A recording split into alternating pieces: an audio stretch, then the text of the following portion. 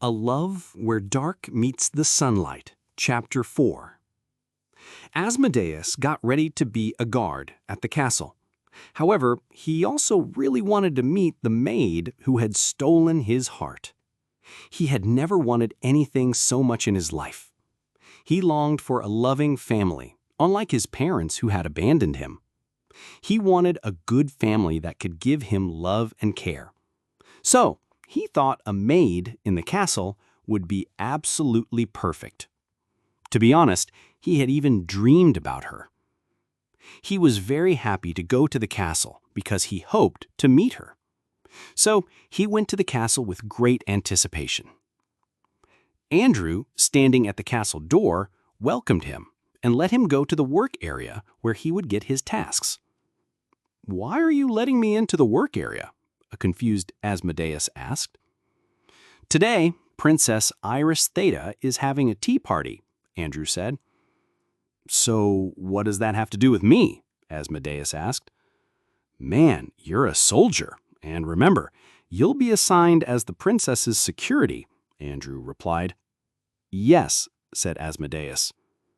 "So, from today on, you'll be following our princess, and you'll have training at the same time." "Okay, it seems I won't have any free time in the palace," Asmodeus remarked. Well, yes, Asmodeus," Andrew smiled. Then both of them went to the tea party.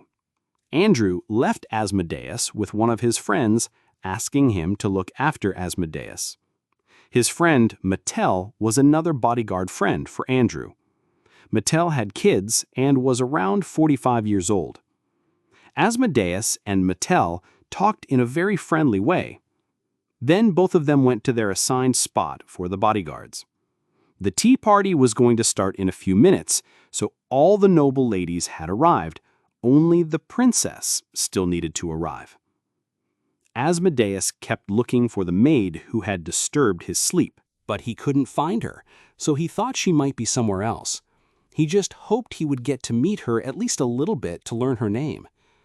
Suddenly, a guard arrived and told Asmodeus that the commander wanted him at the training field. The guard would take his place watching the tea party.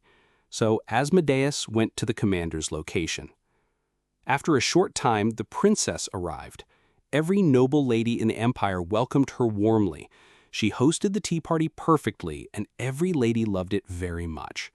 Her friend, Lady Aurora, came and stood next to Princess Iris. They both talked about what was happening in town. "Iris, do you know Lady Maria had a new style of gown made, and she really likes it so much?" Aurora said. "Really?" asked Iris Thea. "Yes, it seems to be what everyone is talking about," said Aurora. "Is the gown beautiful?" Iris Thea asked. "It's so well made and it's beautiful and breathtaking," Aurora exclaimed. "Then I really want to see that dress, but how can I?" Iris Thea worried. "Have another tea party and invite her. She'll surely come, and then you can see her unique gown for yourself," Aurora suggested. "Yes, sure." Both of them laughed a lot.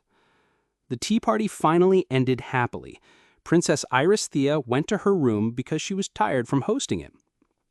Meanwhile, Asmodeus went to the training ground and trained so hard that his arms and legs were in great pain. But he told himself that this pain was for a better tomorrow. He was worried that he hadn't seen her, but he hoped he would see her in the coming days and expected to meet her again.